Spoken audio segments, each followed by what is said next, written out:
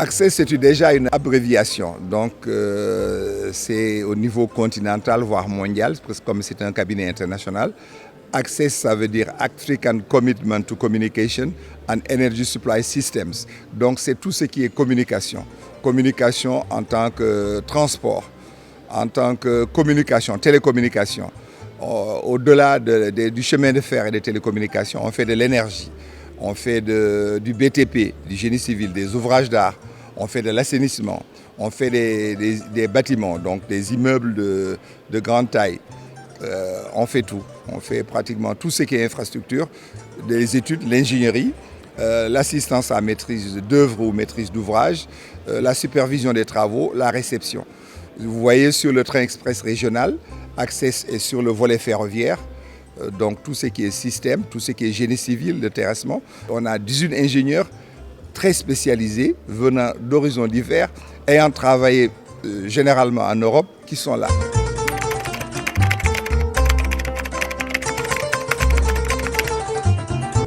On a pu nouer beaucoup de contacts, les gens sont venus vers nous au stand. On est allé vers des gens, des opérateurs, des hommes de différents gouvernements, des banquiers, la Banque mondiale, etc. Donc c'est pour nous une grande opportunité de nouer des contacts pour de potentiels projets, de potentiels clients.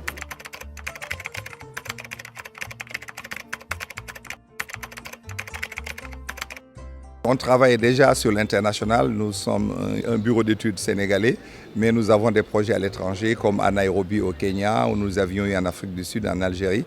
Là, on a noué des contacts avec le directeur général des chemins de fer libyens, pour lesquels j'ai déjà travaillé étant en Allemagne à la Deutsche Bahn, pour la liaison Sirte-Benghazi. On a noué des relations avec la Guinée, là où j'ai travaillé aussi sur le transguinéen, pour l'évacuation du minerai de fer du mont Nemba et du mont Simandou en Guinée forestière.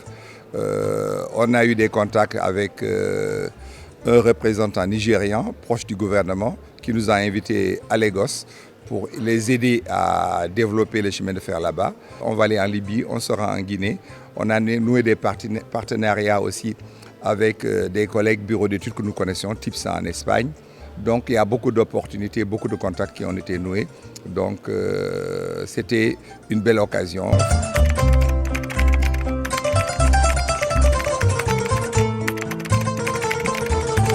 En termes d'investissement, le chemin de fer est plus lourd, mais comme je l'ai dit tantôt, nous, en tant qu'experts en infrastructure, on ne compare pas les coûts d'investissement, on compare plutôt les coûts de possession, les life cycle costs. Donc un chemin de fer, la voie, tout ce qui est terrassement, voie, donc les deux fils de rail, les traverses, le ballast, ça a une durée de vie de 40 à 50 ans, voire au-delà. Alors que la route, c'est maximum 7, 8, 10 ans, voire 12 ans si elle est très bien faite. Donc si on compare les coûts, le ferroviaire est beaucoup plus avantageux en tenant compte des coûts de possession qui englobent non seulement l'investissement, mais l'exploitation et la maintenance. C'est là la différence. En termes d'empreinte écologique, le ferroviaire est de loin plus profitable. En termes de transport de masse, ce n'est pas comparable. Vous pouvez transporter par train 500 à 1200 personnes. Si vous avez un TGV duplex, vous pouvez mettre facilement 1200 passagers.